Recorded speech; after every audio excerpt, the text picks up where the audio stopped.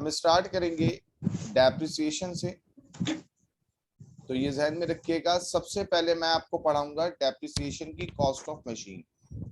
तो मेरे साथ 2019 का ईयर निकाल लें, ठीक है। के बाद company purchase machine with a list price of ₹200,000। तो ये जहन में रखिएगा, ये जहन में रखिएगा, सबसे पहले आपको सवाल के स्टेप याद होने चाहिए। वो सवाल के स्टेप क्या हैं जी, आप नोट कर लें जो मैं कहना चाह रहा हूं। सबसे पहले लिस्ट प्राइस लिखेंगे, उसमें से जो भी ट्रेड डिस्काउंट होगा उसको मल्टीप्लाई करके माइनस करेंगे, अमाउंट आ जाएगा। मैं एक दफा फिर रिपीट कर दूं, जो ये लिखा हुआ है इनवॉइस प्राइस ना, इसको अगर आप नहीं भी लिखेंगे, नाम नहीं भी लिखेंगे तो भी कोई फर्क नहीं पड़ता, ठीक है। काफी स्टूडेंट ऐसे होते हैं जो सिर्फ इनके नाम याद करने के चक्कर में सवाल को मिस कर रहे होते हैं, सवाल के स्टेप को भूल रहे होते हैं। मैं एक दफा फिर रिपीट कर दूं कि अगर मिसाल के तौर पे लिस्ट प्राइस पे से ट्रेड डिस्काउंट माइनस करके मुझे नाम याद नहीं रहता कि इनवॉइस प्राइस है, तो नाम की टेंशन नहीं ले, सिर्फ अमाउंट पे फोकस रखें। पहला स्टेप आप लिख लेंगे, तो जो पहला स्टेप है मैं कह रहा हूं फिर नोट कर लें कि सबसे पहले जो लिस्ट प्राइस होगी जो सवाल में गिवन होगी उसमें ट्रेड डिस्काउंट माइनस करेंगे। ट्रेड डिस्काउंट सवाल में गिवन होगा 2%, 5%, 3%, वॉट एवर है ना। तो जो भी ट्रेड डिस्काउंट होगा उसको लिस्ट प्राइस से मल्टीप्लाई करेंगे और जो भी अमाउंट आएगा लिस्ट प्राइस की, ट्रेड डिस्काउंट की परसेंटेज को लिस्ट प्राइस से मल्टीप्लाई करके जो भी अमाउंट आएगा उसको हमने लिस्ट प्राइस से माइनस करना है। ये हो गया पहला स्टेप। फिर जो भी अमाउंट आएगा उसको क्रेडिट डिस्काउंट की परसेंटेज से माइनस करेंगे। क्रेडिट डिस्काउंट को कैश डिस्काउंट भी कहते हैं। मैं उम्मीद कर रहा हूं कि आप लोग लिखते रहेंगे, क्रेडिट डिस्काउंट को कैश डिस्काउंट भी कहते हैं, ठीक है जी। क्रेडिट डिस्काउंट को कैश डिस्काउंट भी कहते हैं। तो जो भी आपने लिस्ट प्राइस में से ट्रेड डिस्काउंट माइनस करके जो अमाउंट आया उसको क्रेडिट डिस्काउंट की परसेंटेज से मल्टीप्लाई करेंगे और फिर जो अमाउंट आएगा उसको भी आप माइनस कर देंगे, तो फाइनली आपके पास कुछ अमाउंट आ जाएगा, ठीक है जी। अब मैं आपके साथ वापस मूव करता हूं क्वेश्चन पे। तो आप सवाल पे फोकस रखिएगा। तो आप जब फोकस रखेंगे क्वेश्चन पे तो देखें लिस्ट प्राइस 200,000 दिया हुआ है, ट्रेड डिस्काउंट 5% दिया हुआ है और कैश डिस्काउंट 3% दिया हुआ है। ये तीन चीजें आपको क्वेश्चन में नजर आई। आप सवाल पर आए, आपने कहा जी सर लिस्ट प्राइस 2 लाख दी हुई है, ट्रेड डिस्काउंट 5% दिया हुआ है, तो मैं 2 लाख का 5% लूंगा, जो भी अमाउंट आएगा उसको माइनस करूंगा, 190,000 आएगा। फिर 190,000 को मैं 3% से मल्टीप्लाई करूंगा और जो अमाउंट आएगा माइनस कर दूंगा। इनका जो एक्चुअल नाम होता है वो आप सबको पता है कि यहाँ पर इनवॉइस प्राइस और कैश प्राइस लिखते हैं। याद रहे अच्छी बात है, नहीं याद रहे कोई प्रॉब्लम नहीं है। अब मैं यही स्टेप आपको 2017 और 16 से पढ़ाऊंगा ताकि आपका कॉन्सेप्ट और अच्छा हो जाए। इधर गौर से देखिएगा, 17 के सवाल में लिस्ट प्राइस 270,000 दी हुई है, ट्रेड डिस्काउंट 10% दिया हुआ है और क्रेडिट टर्म्स 2% है। अभी ध्यान में रख के मैं क्रेडिट टर्म्स को समझाता हूं। तो अब आप मुझे एक बात बताएं, लिस्ट प्राइस अगर मैं 19 का क्वेश्चन देखता हूं तो 2 लाख थी, यहाँ 270,000 है। ट्रेड डिस्काउंट वहां पे 5% था, यहाँ पर 10% है। क्रेडिट टर्म्स वहां पे 3% थी, यहाँ पर 2% है।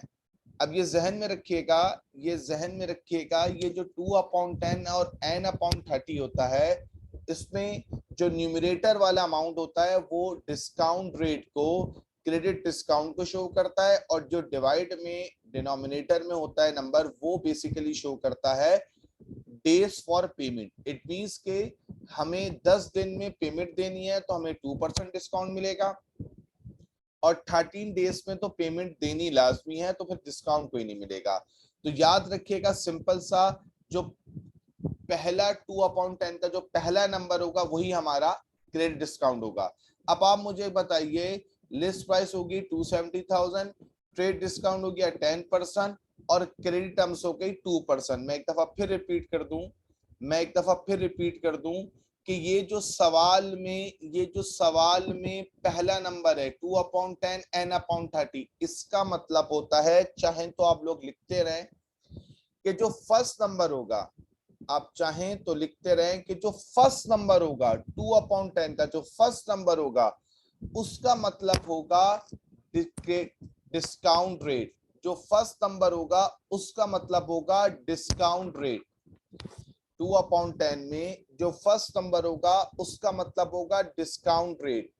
2% डिस्काउंट होगा, 10 डेज में पेमेंट करोगे, तो 2/10 में जो फर्स्ट नंबर होगा वो होगा कैश डिस्काउंट रेट, और डिवाइड वाला जो नंबर होगा वो डेज फॉर पेमेंट है, तो उसकी हमें जरूरत नहीं है, सिर्फ ऊपर वाले नंबर को जज करें, 2% कैश डिस्काउंट है। तो अब फिर मैं एक दफा रिपीट कर दूं, लिस्ट प्राइस 270,000 है, ट्रेड डिस्काउंट 10% है और कैश डिस्काउंट 2% है। इधर आ जाइए जी, आप देख लें वही स्टेप आपने करें जो आपने 2019 में करे थे। सबसे पहले आपने माइक बंद कर लो अपना। सबसे पहले लिस्ट प्राइस 270,000 था, उसमें से ट्रेड डिस्काउंट आपने माइनस करा, 10% अमाउंट आ गया, उसमें से आपने 243,000 का 2% माइनस करा, अमाउंट आ गया। अच्छा, मैं एक दफा फिर रिपीट करता हूँ, कुछ लोगों को परसेंटेज कैलकुलेट करने में प्रॉब्लम होती है। 243,000 को 2 से मल्टीप्लाई करें और 100 से डिवाइड करें तो परसेंटेज आ जाती है। ठीक है जी, 243,000 को 2 से मल्टीप्लाई करें और 100 से डिवाइड करें तो अमाउंट आ जाएगा। आगे बढ़ते हैं जी। फिर इसी तरीके से मैं 2016 पर आऊंगा, लिस्ट प्राइस 900,000 है, ट्रेड डिस्काउंट 5% है और क्रेडिट टर्म्स 2/10 है, तो जो पहला नंबर है वो हमारे पास कैश डिस्काउंट या क्रेडिट डिस्काउंट होगा। आप चेक कर लीजिए जी, मेरे हिसाब से अब आपको ये कॉन्सेप्ट क्लियर हो गया होगा। ठीक है जी। अच्छा, अब हम वापस मूव करते हैं 2019 पे। इधर आ जाइए जी। अब कौन कौन सी चीजें ऐड नहीं होंगी, मैं पहले वो नाम लिखवा रहा हूं। ठीक है, अपने पेन कॉपी रेडी रख लें, पेन से फौरन लिखना शुरू करें। कौन सी चीज ऐड नहीं होगी? फायर इंश्योरेंस ऐड नहीं होगा, इग्नोर करना है। फायर इंश्योरेंस को इग्नोर करना है। ठीक है, फायर इंश्योरेंस को इग्नोर करना है, सैल्वेज वैल्यू को इग्नोर करना है, लाइफ ऑफ मशीन को इग्नोर करना है। ठीक है, आगे बढ़िए जी।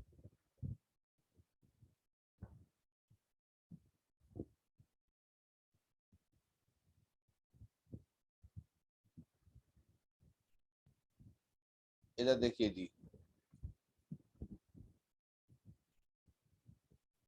डैमेज कॉस्ट को इग्नोर करना है, डैमेज कॉस्ट को इग्नोर करना है। फायर इंश्योरेंस नोट कर चुके हैं, लाइफ नोट कर चुके हैं। अच्छा, एक बात जहन में रख ले, अपने पास थोड़ा सेपरेट, जहां आप इग्नोर की चीजें लिख रहे हैं वहां पे 4-5-6 लाइनें छोड़ के एक चीज लिख लें, सैल्वेज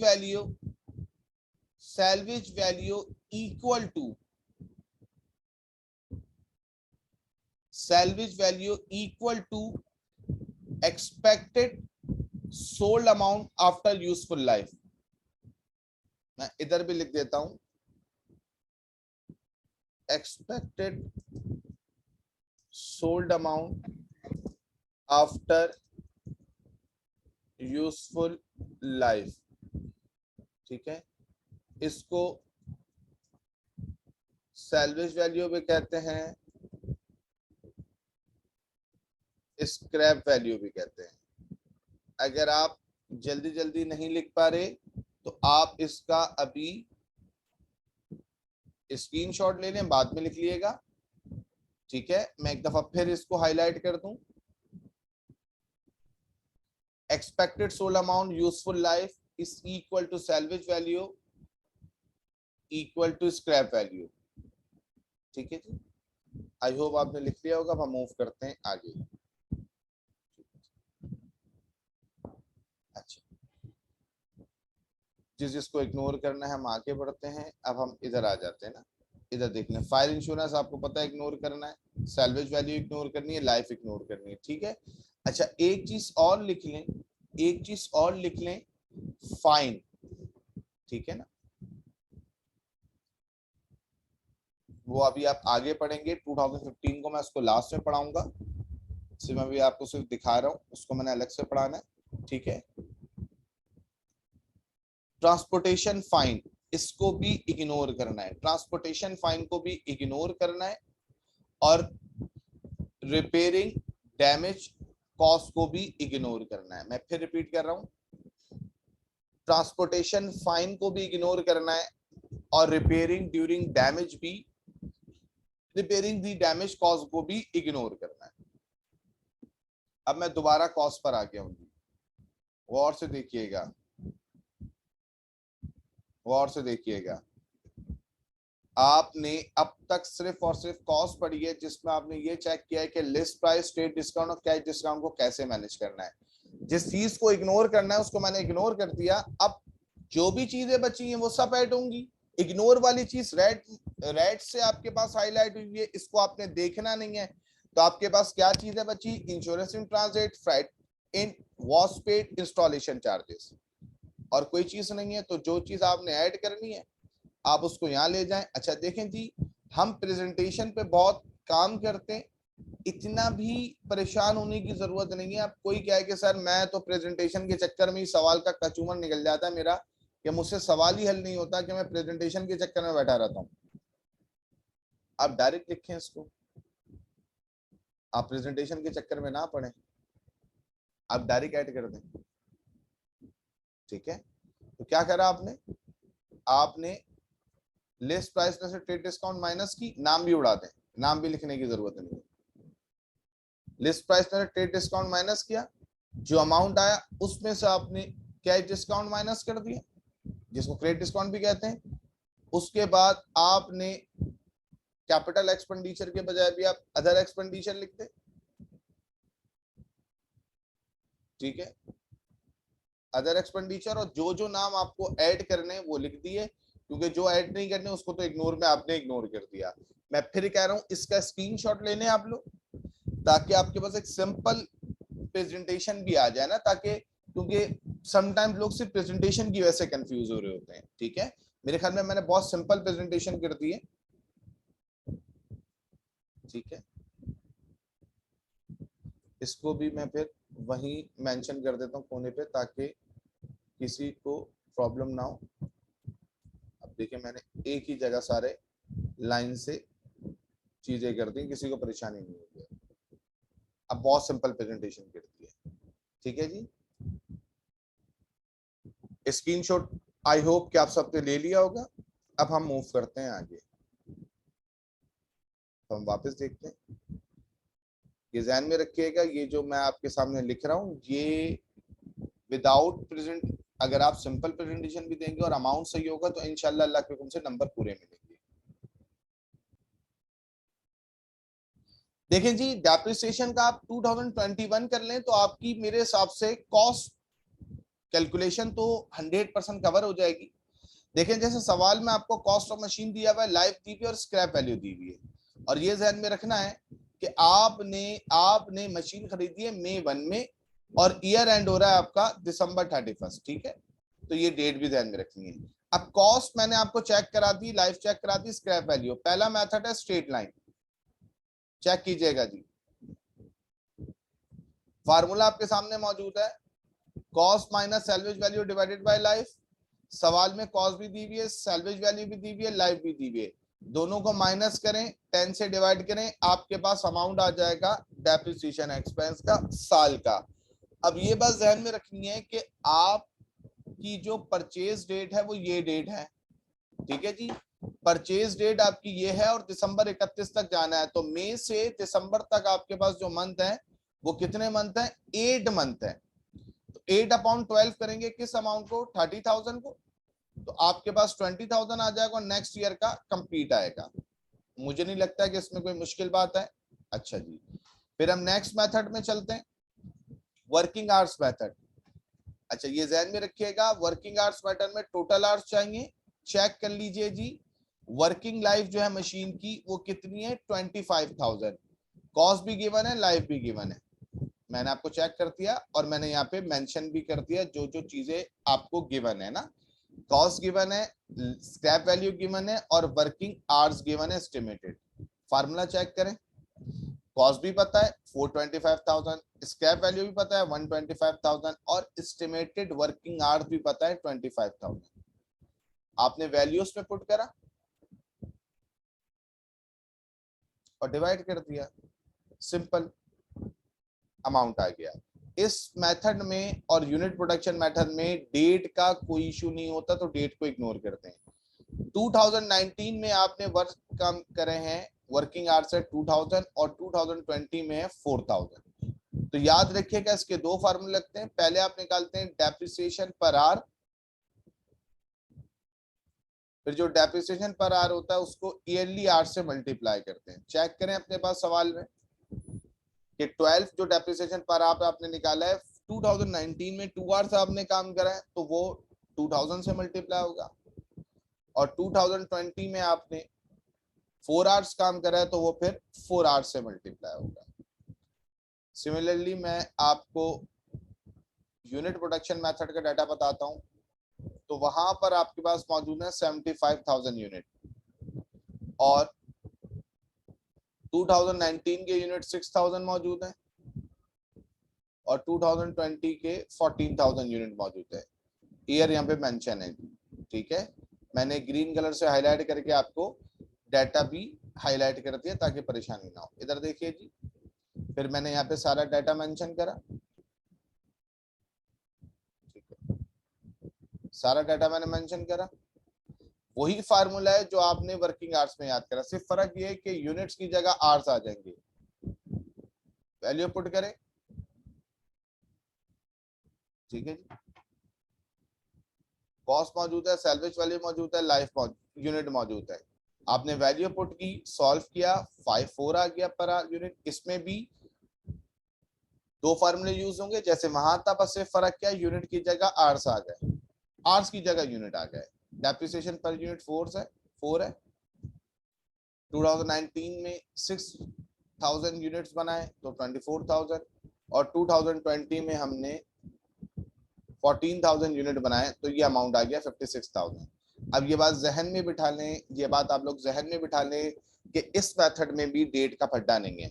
अच्छा जी, फिर हम फोर्थ मेथड की तरफ मूव करते हैं। तो फोर्थ मेथड में आप देख लें, रिक्वायरमेंट में लिखा हुआ है डिमिनिशिंग बैलेंस मेथड का कि 20% है, ठीक है। इधर आ जाइए, ये रहा। इसमें सैलवेज वैल्यू लाइफ का जिक्र नहीं है, कॉस्ट और रेट का जिक्र है। फार्मूला देखें जी, cost minus allowance for depreciation. अच्छा जी, आपके पास कॉस्ट फॉर 25,000 मौजूद थी, अलाउंस गिवन नहीं है, 0 ले लेंगे, रेट 20% है। महीनों का फड्डा है जी, मई से दिसंबर तक हमारे पास 8 मंथ होते हैं तो इसलिए हम 8/12 करेंगे, अमाउंट आ गया, ठीक है जी। फिर जब मैं नेक्स्ट मंथ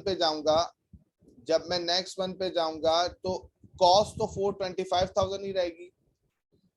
अलाउंस जो होगा वो जो पिछले साल का प्रीवियस ईयर के डेप्रिसिएशन एक्सपेंस होंगे उनको लिखेंगे। तो मेरे पास जो डेप्रिसिएशन एक्सपेंस आया वो 56,667 था, तो उसको 425,000 से माइनस करूंगा, फिर 20% ले लूंगा। अब मैं जो बात कहना चाह रहा हूं वो गौर से सुने और लिखें अपने पास। If allowance for depreciation is not given, then for first year, लिखते भी रहे और क्योंकि रिकॉर्डेड लेक्चर है तो बाद में भी लिख लेंगे।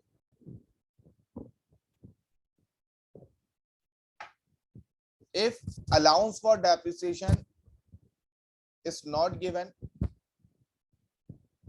then first year it is 0, ठीक है जी। नेक्स्ट लाइन में लिखें allowance for depreciation for second year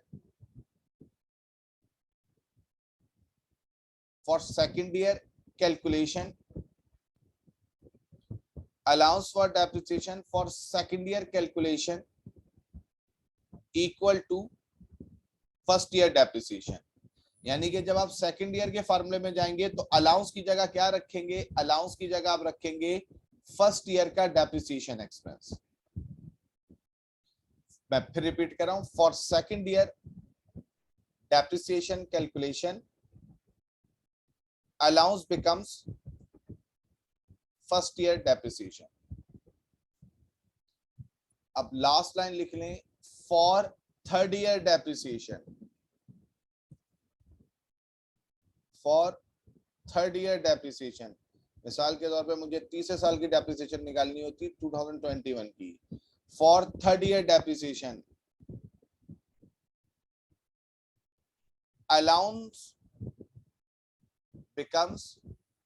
allowance becomes sum of previous year depreciation, sum of previous year depreciation। यानी कि इन दोनों अमाउंट को पुट करके आप फिल करते, यानी कि जो ये अमाउंट है और जो ये अमाउंट है, इन दोनों को ऐड करके जो अमाउंट आता वो मैं यहां रखता। आई होप ये बात क्लियर हो गई होगी।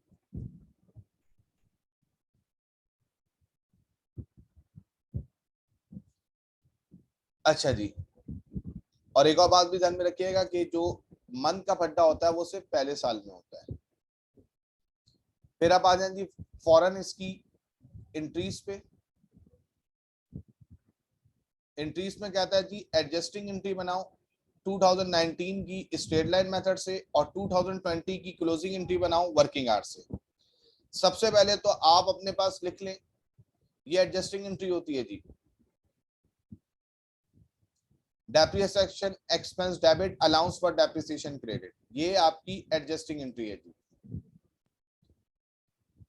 Expense and revenue summary debit depreciation expense credit, ये आपकी क्लोजिंग एंट्री है जी।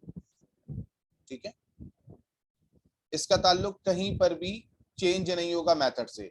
अब आपको उसने बोला है कि जो एडजस्टिंग एंट्री है वो 2019 के स्ट्रेट लाइन से आपने बनानी है, तो उसका अमाउंट 20,000 है, और 2020 की entry closing entry working hours के डाटा से बनानी है, तो उसका अमाउंट 48,000 है। ठीक है, आप चेक कर लें, फर्स्ट एंट्री का अमाउंट 20,000 है और सेकंड एंट्री का अमाउंट 48,000। अच्छा जी, अब आप ये देखिए 2021 का मैंने आपके साथ तमाम रिक्वायरमेंट को डिस्कस कर लिया जी। 19 पर जब मैं आता हूं तो 19 की तमाम रिक्वायरमेंट को मैंने आपके साथ डिस्कस कर लिया जी। अब आ जाते हैं टी अकाउंट पे।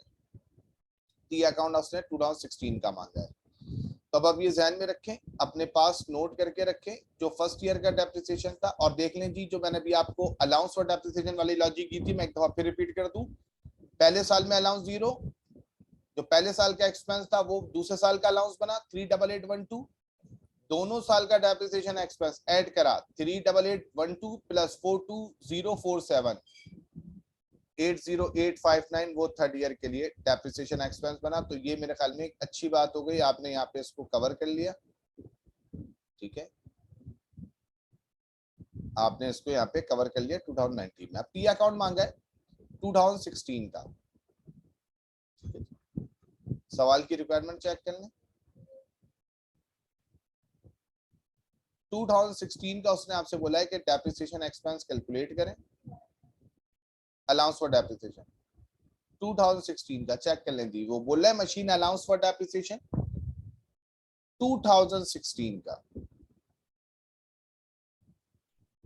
अब 16 का मुझे बताइए एक्सपेंस कितना है। आपने कहा सर 38812, ठीक है, तो आप ये देख लें, आपने अलाउंस क्रेडिट होता है, आपने क्रेडिट साइड पे लिखा 3812, यहाँ पर कोई अमाउंट नहीं है तो 0 ही है जी, तो 3812 यहाँ पर भी आ गया और यही अमाउंट क्लोजिंग में भी आ गया। टी अकाउंट का लेक्चर फर्स्ट ईयर के हैंडआउट में पड़ा हुआ है, तो अगर किसी को टी अकाउंट में प्रॉब्लम है तो वहां जाके डिटेल में देखिए। 38812 अलाउंस जो आपने एक्सपेंस कैलकुलेट किया था, तो अलाउंस क्रेडिट होता है, क्रेडिट में लिखा। लेफ्ट हैंड साइड पे कोई अमाउंट नहीं है, तो यही आप बैलेंस में लिखेंगे जी, और यही आप एंड में लिख देंगे। और जो आज का बैलेंस है 3812 जो डेबिट में है, वही कल का ओपनिंग बैलेंस हो जाएगा क्रेडिट में। आगे बढ़े जी। फिर 2018 में देखें, बैलेंस शीट मांगी है, ये है बेसिकली आपके पास पार्शियल बैलेंस शीट, ये है पार्शियल बैलेंस शीट। देखिए कितनी आसान है जी। नाम लिखें बिजनेस का, मंसूर कंपनी, 2018 का क्वेश्चन है। पार्शियल बैलेंस शीट लिखें एज ऑन दिसंबर 2016। अब आप ये देखिए सवाल में कॉस्ट कितनी दी हुई थी, 5 लाख। अलाउंस आपके पास 140 गिवन था, और फिर आपने दो एक्सपेंस के अलाउंस निकाले थी, 72 और 57,600। तो जो 140 गिवन था उसमें ये दोनों एक्सपेंस ऐड करें और 5 लाख से माइनस कर दिए, टोटल अलाउंस आ गया 269,600। और मशीन का अमाउंट था आपके पास 5 लाख, 5 लाख में से टोटल अलाउंस माइनस करेंगे, कहानी खत्म। ये हो गई पार्शियल बैलेंस शीट। सिंपल सा, जो भी एसेट का अमाउंट था उसमें से तमाम अलाउंसेस को ऐड करके माइनस कर देंगे और बात खत्म। आगे बढ़ते हैं जी। फिर आप देखें जी, आपको एक टी अकाउंट, ये सवाल है जी आपका, अल्लाह भला करे, 2017 का। पहले साल आप देख लें, जो आपका एक्सपेंस कैलकुलेट हुआ था वो आपने राइट साइड पे लिखा, लेफ्ट साइड पे कुछ अमाउंट नहीं था, वही क्लोजिंग में आया, वही ओपनिंग में आ गया। अब जब नेक्स्ट ईयर का आप अलाउंस बनाएंगे, तो जो आज का एंड है वो मुझे अगले साल पहले से पता था, तो इसलिए इस साल ओपनिंग में अमाउंट मौजूद था, जो एक्सपेंस कैलकुलेट किया वो लिखा आपने यहाँ पे, राइट साइड पे जाके आपने क्लोज करा टोटल अमाउंट से। तो टी अकाउंट का ताल्लुक इस टॉपिक से नहीं है, ठीक है। तो जिनको टी अकाउंट में प्रॉब्लम है वो फर्स्ट ईयर वाले मेरे वीडियो लेक्चर पड़े हुए यूट्यूब चैनल पे, वहां पे जाके डिटेल में देख लें। इसकी देख लें जी, तमाम रिक्वायरमेंट हमने कर ली थी, कोई नहीं रहती, ठीक है जी। अब सिर्फ और सिर्फ 2015 रहता है। इधर देख लें, लिस्ट प्राइस मौजूद है, ट्रेड डिस्काउंट मौजूद है, ट्रेड क्रेडिट टर्म्स मौजूद है। वही जो हमने शुरू में आपको बात बताई है वही काम करा। जो इग्नोर करना है वो मैं बता चुका हूं, क्योंकि इक्विपमेंट है